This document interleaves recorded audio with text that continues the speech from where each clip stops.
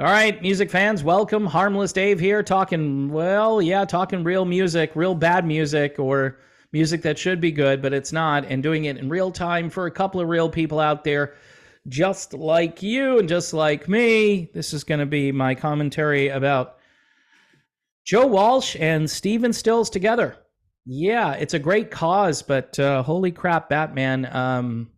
Stuff's going on out there, folks. If you're going to go see a concert these days and you have low expectations, then you'll be fine. If you have mediocre expectations, I think you're going to have some trouble. All right. And if you have high expectations, then forget about it. You know what I'm saying? So before I launch into that, this band here, Ghost Town Blues Band, Backstage Pass. This came out a number of years ago. Check out anything by the Ghost Town Blues Band. I don't think you're going to be disappointed. This is great music. They charted really well with their album called Shine a couple of years ago. And I'm not sure if they've got new stuff out there or not. But cool band. I think they sent me an autographed copy here. That's what it looks like on the front, right? So anyway, just a good band. And these are the up-and-coming talents that aren't getting any exposure nationally. There's no, Sirius XM channel, I don't think, playing stuff like the Ghost Town Blues Band. But plenty of channels still playing Stephen Stills and Joe Walsh. Eric Clapton, who had another concert, the Crossroads Festival, also had Stephen Stills in attendance. I listened to some of that as well. I've come to the conclusion, obviously, that Grace Slick was right about certain people when they get older. Probably shouldn't be doing rock and roll anymore. Now, Stephen Stills, he's up there, right? He's, I think, 80-ish. I don't know exactly how old he is, but he's out there with Joe Walsh. And both of these guys have some issues right now. They just do. There's no, I'm being gentle. So I watched Joe Walsh perform Rocky Mountain Way. I love the guitar work, love the instrumentation, the solo, the enthusiasm. But then we've got the vocals, right? Because these songs, unfortunately, have to be sung. And at some point, someone has to sing them. And so I'm listening to Joe singing. It's like, Rocky Mountain Way. He's just like, I'm not doing it justice. Actually, I think I just sounded better. All right. And it's more like Rocky Mountain Way. It's bad.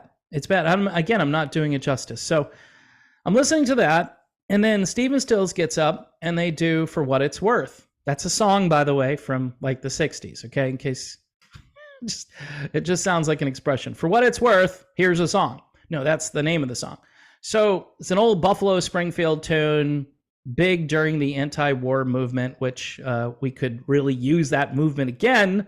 Hence, we would need all of these vets aid benefits and things. By the way, I'll talk about vets aid. It's a good thing.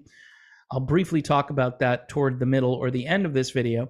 But listening to Stephen Stills, this is a completely reworked version, and he's kind of croaking out words. He just doesn't sound like he's really capable of doing this.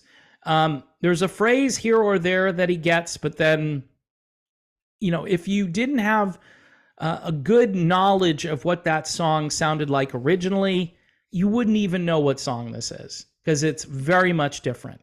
And he kind of did the same version with Eric Clapton, but following Joe Walsh, who really struggled with Rocky Mountain Way, and then, or whatever else he was singing. I don't really know the order, like the set list here. All I know is I saw the Rocky Mountain Way video, and it's cool to see both these guys up there playing guitar because they're guitar legends. You got Stephen Stills and Joe Walsh playing guitar. That's good. But it's not as good when Stephen Stills and Joe Walsh begin to sing. It's not good. And I don't know how much longer these guys can go on and just pretend that, hey, no one's going to care how we sing. They're going to show up because it's Joe and Steven. And look, for all the people that dump on Eric Clapton because they don't like his politics or his views on certain things, Eric Clapton can still sing, and he's not embarrassing. He sounds like he did 30 years ago. I read commentaries from reviewers who were telling Eric Clapton that hopefully Eric had his latest booster shot. They were saying things like, yeah, he sounds the way he did 30 years ago. And he does. And you listen to his new material as well, and it sounds like something that could have been, right in that whole Change the World era. But when I listen to Stephen Stills, yeah, this is not good. And Joe Walsh, who again, people are going to say, well, Dave, Joe was never really a great singer. The Eagles actually made fun of Joe Walsh in their documentary. When they recruited him, they weren't getting more vocal power. They knew they were losing Bernie Ledden, who could sing, and they were trading for Joe Walsh, who played the kind of style that they wanted on guitar, and who definitely took it down maybe a notch. But back in the old days, even though Joe Walsh had a quirky voice, it wasn't that bad. It wasn't as bad as this. I mean, so you combine that vocal with what Stephen Stills tried to do, and it was just painful. It's painful to listen to. Now, Vets Aid, though, in case you don't know what Vets Aid is, it's an organization that raises awareness and funds for high-impact veterans nonprofits. It actually changes locations every year to elevate the conversation around veterans across the nation. Each year, grant recipients are selected on a national and local level to ensure the needs of all veterans and military families are being met. There are also various support and services available for veterans. These include support for physical and mental health and wellness, income support to help making ends meet, emergency funding, funding for organizations. Veterans can also prepare for post-service life, training and education, and finding a job. Additionally, there is help available for at-risk housing situations, death, and bereavement. So I'm not knocking the cause. The cause is a really good cause. But again, it doesn't take away from just how things are going out there. And I'd like to say positive things about Stephen Stills and Joe Walsh here. They're good guys. They mean well, but it might be time, guys. It might be time to maybe just taking a behind the scenes role. I mean, Joe Walsh in the Eagles, he has to sing. And when Joe Walsh covered the Jimmy Buffett song Fins, it was horrible. It was so bad.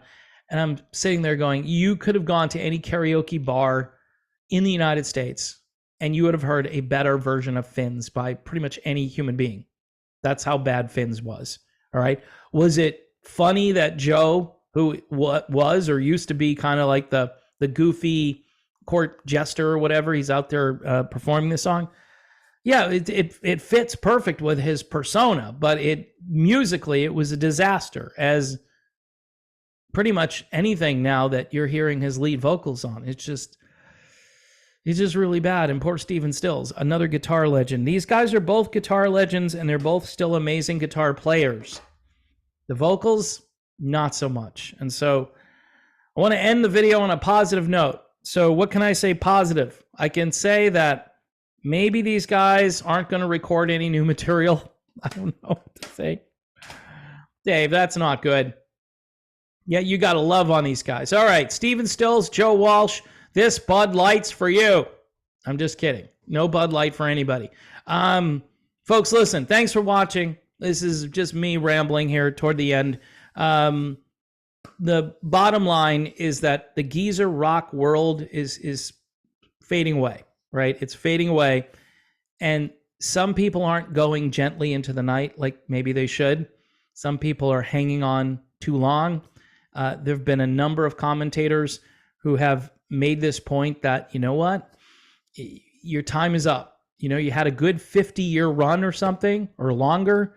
It just might be time to, either just be behind the scenes or maybe retire. And I know the money is good, but at this point, if you're in your 70s, you probably should have invested some of that money because you had to know at some point that name ID isn't just going to carry you forever. You're going to have to still perform these songs, and most of these songs were written in a key that most of these guys can't sing in anymore. And it's life, it's mortality. It really stinks. I agree. All right, so that's my commentary about Stephen Stills and Joe Walsh. You can check out the clip. There are a lot of people that say, "Hey, I don't understand. I think it's really good." I get that a lot. I'm like, and people say, "Well, for their age." Okay, you're right. For their age, they're remembering the lyrics. For their age, they're trying and they're doing the best they can, and so we should applaud that.